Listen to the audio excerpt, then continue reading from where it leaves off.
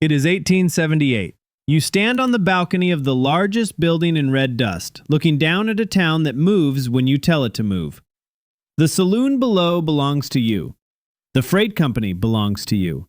The ranchers depend on your water, the merchants depend on your protection, and the law wears a badge that answers to your name. A rifle cracks somewhere beyond the edge of town. You do not flinch. Years ago, you rode into this place with an empty stomach, a tired horse, and less than $1 in your pocket. Now, people call you the man who owns the West. But nobody reaches the top of the frontier without leaving something behind. This is your life in the Wild West, climbing every rank from penniless drifter to the most powerful man in the territory. Chapter 1. The Greenhorn. When you first arrive in red dust, nobody is waiting for you. There is no welcoming committee. There is no room reserved at the hotel. There is only a row of wooden buildings, a muddy street, and dozens of strangers who have already learned not to trust unfamiliar faces. To them, you are a greenhorn. You are broke, inexperienced, and easy to replace.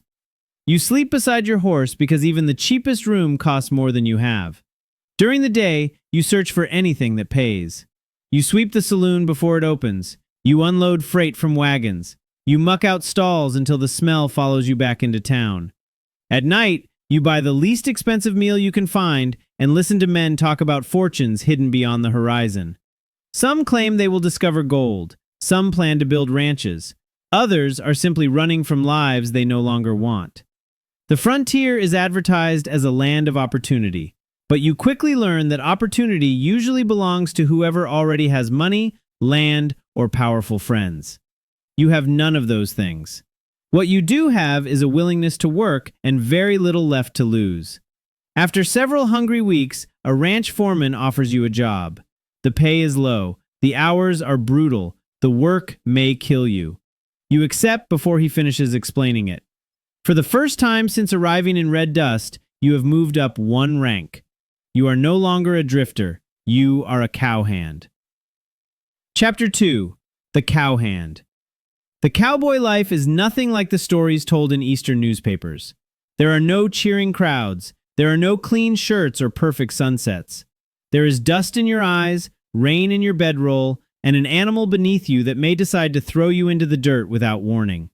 You wake before sunrise. You repair fences, brand cattle, break horses, and ride for hours through empty country. During cattle drives, you may spend weeks protecting a herd from storms, thieves, stampedes, and the herd itself. One frightened animal can trigger hundreds more. If you fall beneath them, there may not be enough left of you to bury. For roughly $30 a month, you risk your life to make another man rich.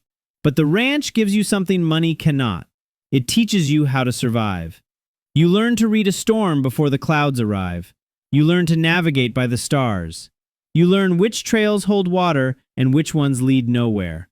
Most importantly, you learn how to use a revolver when talking is no longer enough. The other cowhands come from everywhere. Some are former soldiers. Some are freedmen searching for wages and independence. Some are Mexican vaqueros whose skills shaped much of the cowboy tradition long before you arrived. Almost all of them are chasing a better future. Very few will ever reach it. Most cowhands remain laborers. A talented rider might become a trail boss, but even the trail boss still works for the cattle baron. The baron owns the herd. He owns the land. He controls the water. And because everyone needs water, he controls far more than his ranch. You begin to understand the first true rule of the West. Hard work may keep you alive, but ownership creates power. Your chance to escape the ranch comes during a cattle drive. A group of rustlers surrounds the herd after dark. Your foreman freezes. You do not. You pull several riders into position, protect the cattle, and force the thieves back into the darkness. By sunrise, the herd is safe. So are most of the men. The story reaches red dust before you do. For the first time, people know your name. You could stay at the ranch and hope to become a foreman, but you have seen where that road ends. You do not have enough money to buy land. So you decide to borrow power from something else. You ride back to town looking for a badge. Chapter 3. The Deputy. The Marshal of Red Dust is an aging lawman named Elias Vance. He has watched men arrive, make promises, and disappear when the shooting begins. When you ask for work, he studies you for a long time. He has heard what happened with the rustlers. He also knows the town is growing faster than he can control it. He places a metal star on the desk between you. The pay is barely enough to live on. The danger is impossible to measure. You pin it to your shirt anyway. The badge changes the way people look at you. Merchants who once ignored you now greet you by name. The saloon owner gives you information before you ask for it. Men who used to shove past you suddenly step aside. But the badge is not armor. It is a target. Most of your days are painfully ordinary. You break up fights. You remove drunks from the saloon. You settle arguments over cards, horses, and unpaid debts. Then, without warning, boredom becomes terror. A stranger reaches for a gun. A prisoner tries to escape. A routine warrant turns into a ride from which you may not return. Your authority also has limits. Inside Red Dust, the badge carries weight. Outside town, jurisdiction becomes a confusing patchwork of sheriffs, marshals, posses, and distant federal authorities. Criminals understand those boundaries and use them. Your first major test comes when the Barlow brothers rob a stagecoach and ride into Red Dust to celebrate. Marshal Vance is away. You are the only lawman in town. There is no clean duel beneath the noon sun. The fight begins inside a crowded saloon. A table flips. Glass shatters. Gunfire fills the room. When it ends, two brothers are on the floor and the third is racing out of town. You follow him for 2 days. You sleep for only a few hours. You track hoofprints across hard ground until you finally corner him inside an abandoned cabin. You return to Red Dust with the prisoner alive. The town celebrates. Marshal Vance calls you the bravest deputy he has ever hired. But the victory reveals something you can no longer ignore. Your authority is borrowed. You answer to Vance. Vance answers to the town council. If you want to give the orders, you need a larger badge. You begin looking toward the county sheriff's office.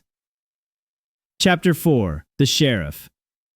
The opportunity arrives through violence. The county sheriff is ambushed on a remote trail and killed. Officially, bandits are blamed. Unofficially, everyone suspects the same man. Silas Croft is the richest cattle baron in the county. He owns thousands of cattle, controls the largest source of water, and employs enough armed men to frighten almost anyone wearing a badge. The dead sheriff had challenged him. Now the position is empty. With Marshal Vance supporting you and your capture of the Barlow gang still fresh in everyone's memory, county leaders appoint you to finish the term. The sheriff's star is more than a promotion. It gives you authority across hundreds of square miles. You oversee the jail. You serve warrants. You organize posses. You collect certain county fees and enforce the decisions of the court. You are now the highest local lawman most people will ever see. Croft immediately tests you. One of his hired guns is accused of murdering a homesteader during a dispute over water. The previous sheriff would have ignored it. You take a warrant and ride directly to Croft's ranch. He waits on the porch with armed men standing behind him. Croft tells you that your authority ends where his property begins. You tell him your authority ends at the county line, and he is standing in the middle of it. You arrest his man. From that moment forward, the county is divided. Croft controls land, jobs, and water. You control the jail, the warrants, and the badge. He sends men into Red Dust to provoke you. You arrest them. He pressures county leaders to remove you. The people of Red Dust defend you. For the first time, Croft faces a lawman he cannot easily frighten or buy, so he decides to kill you. Word reaches you that his men are preparing an ambush on the North Road, the same kind of trap that killed the previous sheriff. You do not ride into it. Instead, you deputize 12 trusted men and choose the ground yourself. The final gunfight is not glamorous. It is loud, confused, and over within minutes. When the smoke clears, Croft's private army is broken. Some men are dead, others surrender. You ride to Croft's ranch and arrest him personally. By the time you return to Red Dust, you are more than the sheriff. You are the man who defeated the most powerful rancher in the county. But defeating power creates an opportunity to claim it, and you are not finished climbing. Chapter 5. The Territorial Boss. There is no official badge for the final rank. No election makes you a territorial boss. No governor appoints you. It is an unofficial title earned through wealth, influence, loyalty, and fear. When Croft's empire is broken apart, his land and business interests are sold. You cannot afford everything, but you make certain the right people buy the most important pieces. Your allies acquire grazing land. You gain control of valuable water rights. You invest in the freight company that carries supplies into Red Dust. Then you purchase part of the saloon where deals are made and secrets are overheard. Slowly, your power moves beyond the badge. Ranchers need your water, merchants need your freight wagons, travelers need your protection, county leaders need your support. You keep the sheriff's star because it makes everything look legitimate. When bandits threaten the roads, your deputies remove them. Your freight company becomes safer than its competitors. When a rancher refuses to cooperate, he may discover that water, credit, and protection are suddenly difficult to obtain. You no longer control people by giving direct orders. You control the choices available to them. The town prospers. New buildings rise along the main street. More families arrive. The railroad begins considering a route through the county. To many residents, you are a hero. You brought order where there was chaos. You defeated the gangs. You broke Croft's private army. You made red dust safe enough to grow. But others see something different. They see that one powerful man has simply replaced another. Croft ruled through land and hired guns. You rule through the law, the economy, and the loyalty people owe you. The methods are different. The result may not be. Chapter 6. The Man Who Owns the West. Years after arriving with nothing, you return to the balcony overlooking red dust. The drifter who once slept beside his horse is gone. You climbed from greenhorn to cowhand, from cowhand to deputy, from deputy to sheriff, and from sheriff to the unofficial ruler of the territory. You own property throughout the county. Your name appears on contracts, deeds, and wanted posters, offering rewards paid by your office. The town below exists, in part, because you protected it. It also exists beneath your control. This is the final truth of the frontier. Power does not always belong to the fastest gun. It belongs to the person who controls what everyone else needs.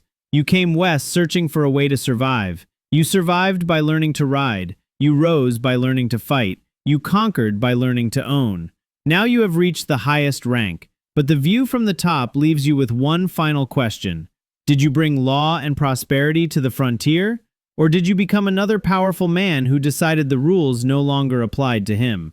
Tell me what you would have done in the comments, and subscribe for more videos like this one.